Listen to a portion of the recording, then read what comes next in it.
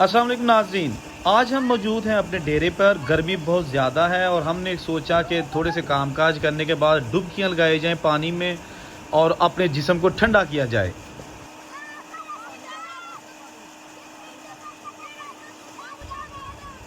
अच्छा, इस वीडियो में आखिर तक आप देखेंगे कि हमारे डेरे पर हमने क्या सारा दिन किया, यहाँ पर सरगर्मियाँ कैसी रहीं, भैंसों के लिए चारा काटा।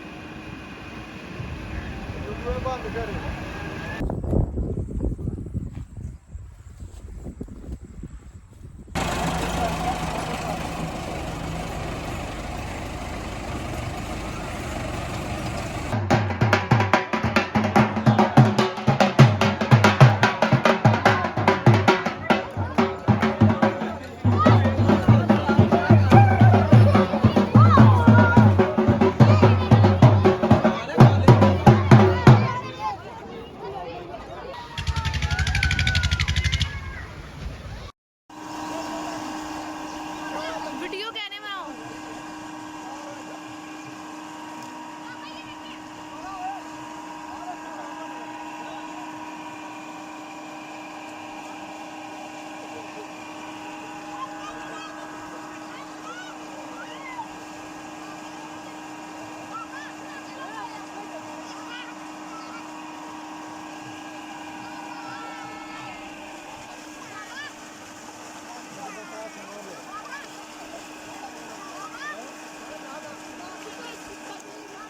ओहो, फेंको मत।